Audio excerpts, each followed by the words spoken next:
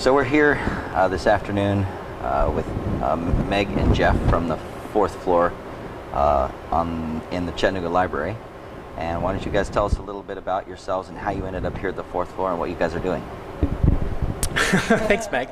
My name's Geoff. I am a library assistant up here. I do a lot sort of with I'm not a teacher, but a lot with kind of tech education.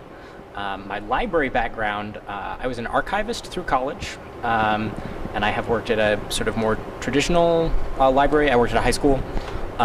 So this is exactly the opposite of every library experience I had up until last September, I think. So so I happen to have a little bit of inside information. What else do you do? I work here. I'm also a project coordinator for Hive Chattanooga and the Mozilla Gigabit Fund for the Mozilla Foundation. Cool. And so the two things tie together really well. We are focused on kind of building this education network in Chattanooga, connecting the schools with people like Meg, with the public library, with our museums, our aquarium, our guys who work at TVA who are interested in teaching and have all these wonderful experiences. And I don't know, it's a neat time to be in Chattanooga. So Meg, how about you? I'm Meg Backus, and I'm a librarian, and I came to Chattanooga because of this space. It was this big empty cement box, and the challenge is to make this space into the public library that should exist. And so that was worth moving for. And so I manage this space and do some other librarian things around the library. But that's how I got here. Where did you come from? I most recently came from upstate New York, where I went to library school and started working in a library there. So we got talking because someone happens to, what was his name? Nate Hill. Nate Hill. No, Nate introduced you to someone. Who's the other guy that we met at? Was it? I should have grabbed it. You just threw that name out there, didn't you? I should have grabbed that off of my email. But I ran into this guy at the 3D Printer World Expo out in Burbank, and he mentioned Chattanooga, and I thought, what in the world could possibly be in Chattanooga? Yeah. Because I was in Chattanooga, 20 years ago, and Chattanooga's always been a cool place, but 20 years ago, well, so much. Okay, maybe. The downtown was just starting Yeah. to pick And up. The art district, like Rembrandt's and some of the places over there, they just renovated that. Yeah. Yeah, wasn't the aquarium about 20 years ago? Not even close. It is a little, I think it's 91. Again, fact check that. It has been just over 20 years, kind of this Chattanooga Renaissance. This idea, we were a post-industrial southern town. There are a lot of them. We're the one with a gigabit internet network, now, fiber network now. That for 20 years, Chattanooga, every sort of, everyone who's been in charge, the people who come here, has been, how do we make Chattanooga a better place? And it is like I said, it's an exciting time to be in Chattanooga. It is a really cool place now, and it's crazy. I grew up here. That I get people up on the floor that I run into who are here on vacation, or who are this is their tourist destination. I had a couple from New York the other day who were just so excited to be at the Chattanooga Public Library, and that's a really good feeling that we're doing some things right. Yeah, I just had to write the policy for how a hotel key can be a guest pass to use the tools at the library. So there's like just kind of goofy stuff that comes up because we're getting a lot of attention. Mm-hmm. So I wanted to shift gears a little bit and ask you guys sort of the core philosophy here, because one of the questions we like to really ask is, what is the purpose of an education? And you guys are in a unique position to talk about that. Well, I have an instant answer. The purpose of an education is to to liberate people, or there should be like a freeing effect of education. And so I think of this space or the resources that are available through the library as being resources that give people more agency or more options or more opportunities. And I think one of the big struggles is that people are like, just like this time, this like political and economic time is a real struggle for people. People are really like, worker productivity is continued to increase for the past 30 years. Wages have remained flat. So those things matter when it comes to like how free are we to pursue our ideals and our interests. That's where the library comes in, is like serving. Of course we serve all those like real, like I need a job and I want to make my own business, or of course we serve those like urgent day-to-day needs, but then we also like to like libraries are the place where you open the box, that there's all these black boxes all around you. How does a caterpillar become a butterfly? How does a computer work? Whatever, like every system that you see the input and you see the output, the library is there to help you see what's going on inside of that. And so to me that's a very like that should be a really liberating experience, to open the box and mess around a little bit. I will for me the other part of it, and sometimes a space that looks like this, that's called a library, gets a little bit of criticism. Where the books, where the things that it's not serious, it's not doing the things that libraries should be. It isn't serious when we strap on a snorri cam and go floating around the library on a scooter. Exactly. And I remember this, it was a high school English class where a teacher of mine had us write on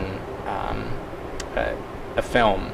And after we'd all turned our papers, he talked to us he said he was incredibly disappointed that essentially every single one of us, in comparing this film to the book, had said, the book is educational, it's, of course the book is better, etc. And he said that's just, you're underselling books. They're entertaining too. It should be fun. It should be entertaining. And so, we do the serious stuff up here too, just like there are in books, but we do the fun stuff. But to also to treat books as if they're like somehow in danger unless we really protect them is also underselling books. Like we don't have to put them in a glass cage and make sure nothing gets like. Books are great. In a book, really are. Well, I like what you guys just brought up though, and that is that learning has this fun component. And it seems obvious once you get to a certain point in your life that learning is fun. When you get past all of the stuff you have to do, and suddenly you learn because you enjoy learning. You read books because you enjoy reading books. So after trudging through, 8 years of school, and then another 4 years of school, and then 4 years of college, then maybe grad school. But I think maybe I would have gotten a lot more out of my education had I had a few more spaces like this, because I love to build. I've always gotten lost in the idea of putting something together with my hands. Some of my favorite classes in high school were my shop classes. I mean, I did fine in math and science. Obviously, I went on and got a degree with that. But after I got out and started working, what a typical job, I found out what I really liked to do was to build things. That's really what I love to do, was to build things. And the problem is that we've undersold that too. That the learning of practical skills as a way to learn. Neil Gershenfeld is the director of the Center for Bits and Atoms at MIT, where the Fab Labs come from, and he says something like making physical things and the skills involved in this was rejected as an illiberal art, that it was too practical. It was thought to be done out of necessity in exchange for money, and that the liberal arts are not that. They're about these higher things than just the sort of business of living. And so he says that these makerspaces, these fab labs, are sort of correcting this historical error that making things it's not in this separate category. It's as much playful and learning and serious, and it's not. And I love with the technology, you see things being made that have no market. It's a market of one, and it's a nutty little thing. There's you kind of spoke about it a little bit earlier, but kind of the populist nature of 3D printing in general, that the purpose, it can be for one person. It can be for no reason at all. And you were saying, it's a mode of expression. Yeah.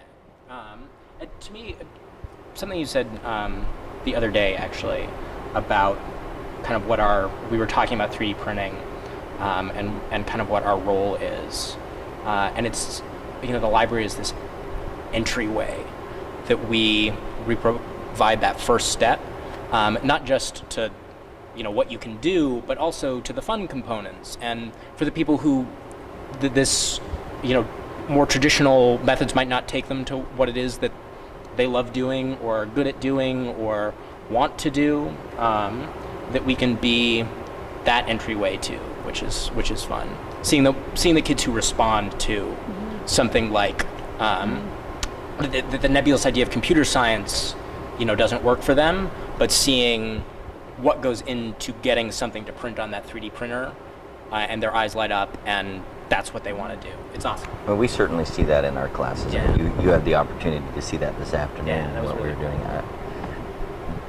We get a completely different level of interaction with the learning when kids put their hands on it and don't get told that you shouldn't do it that way, or there's a better way to do it, or maybe they do all kinds of impractical things, but the things they learn along the way to these impractical ideas are very applicable, because we use the Arduino electronics the same as you guys do. We use 3D printers, and they'll print some of the craziest stuff. What would you need a troll with a Tyrannosaurus Rex head?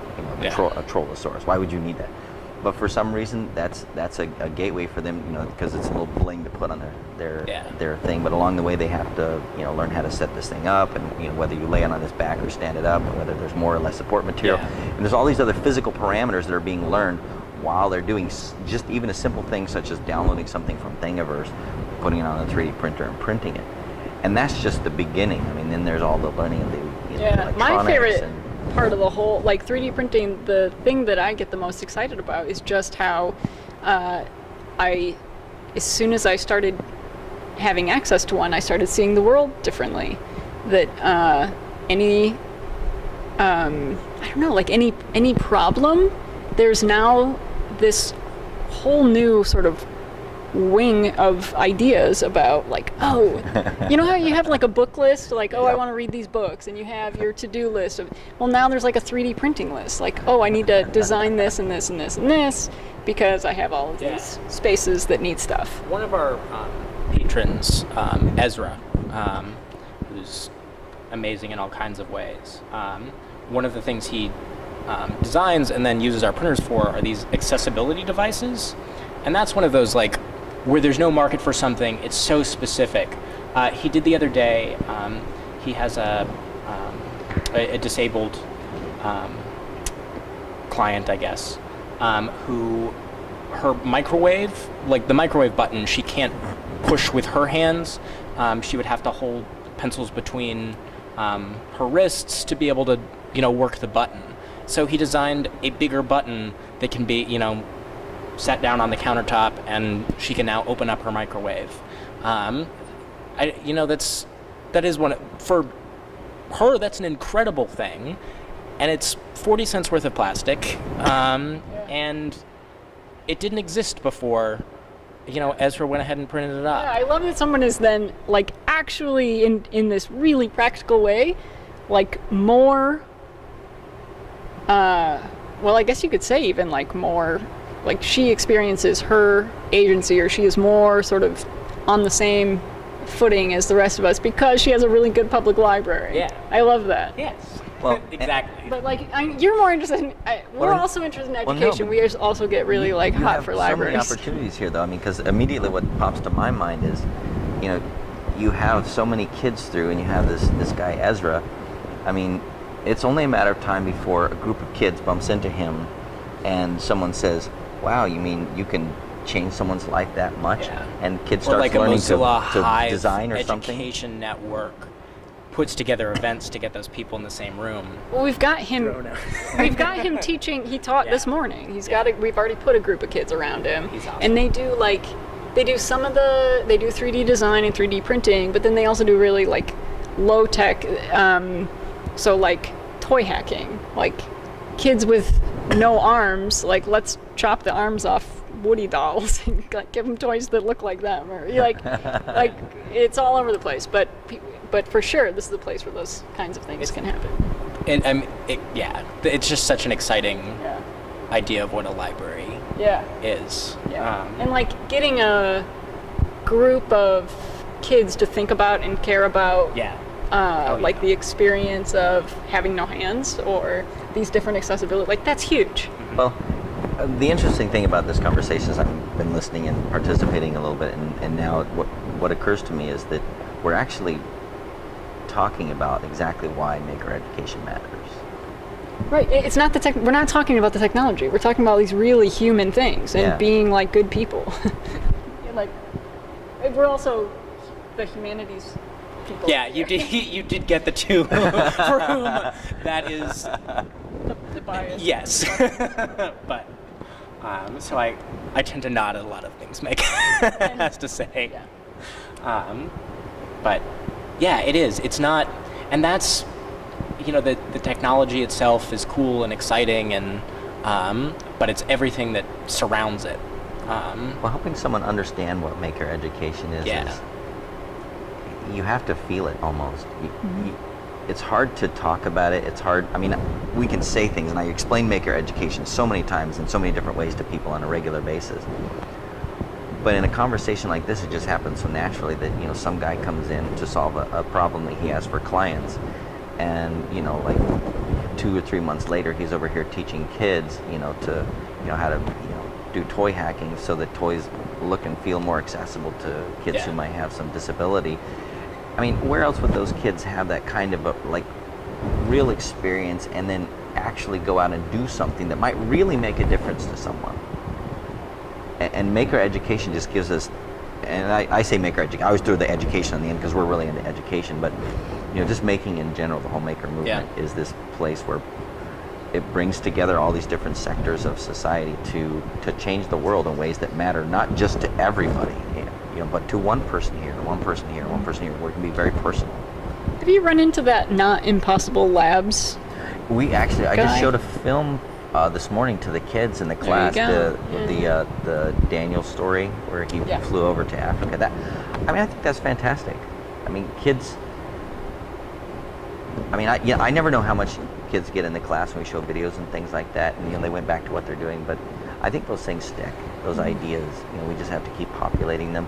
But I mean, I'd love to get a group of kids around people just like that who are doing stuff. Yeah, I'm curious always, like, so this idea of self-directed learning, like, one of the struggles is that nobody's sort of trained in it. That business of people not getting maker education, like, sometimes you watch parents with their kids, and it is like not a habit to work through something on their own, and they look to us all the time, like, what's the next step? How exactly do I do this? I'm like, we gave you a computer. Go on the internet. We don't know. We're doing it too.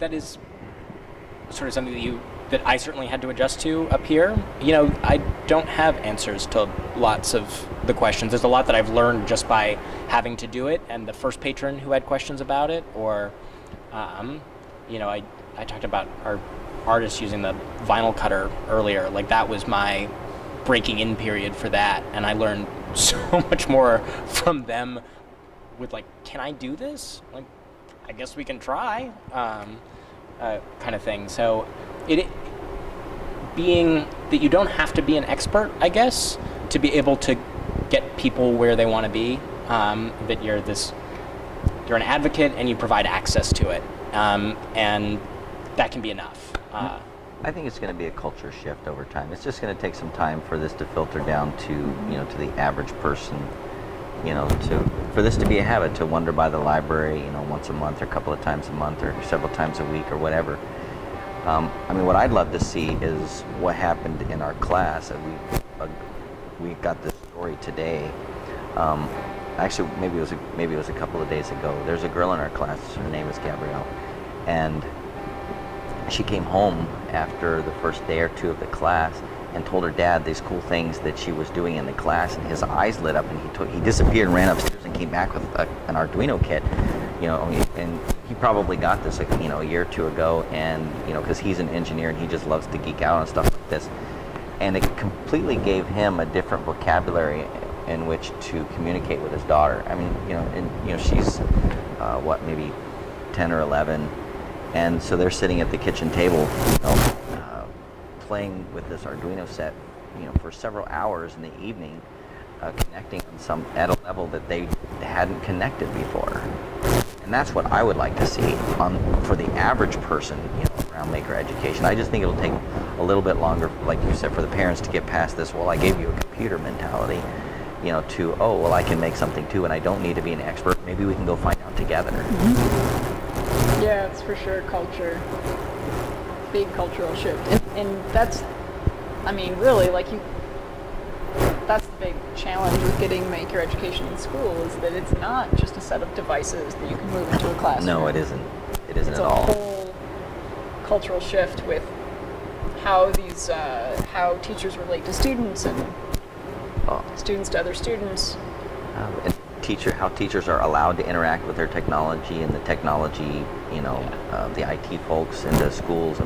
There's a whole conversation that has to occur, and it is a big shift, and it isn't going to happen immediately. I think it's going to take time, but I'm really excited because I see people like the teacher that was in our class pushing back a little bit on the system to see where it gives, where it flexes, and actually changing, bringing things in, trying it, making bridges to the IT department, and getting them involved, and getting them excited. Mm-hmm. Because I think IT geeks, when they actually get their hands on it, most of them get pretty excited about this kind of thing if they actually get involved. Yeah. So I think one of the big lessons there is just to get more people involved in the space. The nice thing is that the ethic of a space like this hack, open the box, hack stuff, it applies so easily to these different systems, even these human-made systems like education. Let's hack the schools, let's hack, right? Yeah, this, exactly. Open this up and see how this is actually working, and then see where we can start tweaking and tinkering and get things to work differently. It's a nice, the ethic translates well. Well, guys, we could probably talk about this all night. We really could. I have to put me under a spotlight and ask me nasty questions to get me to talk about maker education. I absolutely love this topic. So, but we should probably let you guys go home eventually. Thank you guys for taking some time out of your schedule to talk to us about the space, showing us around.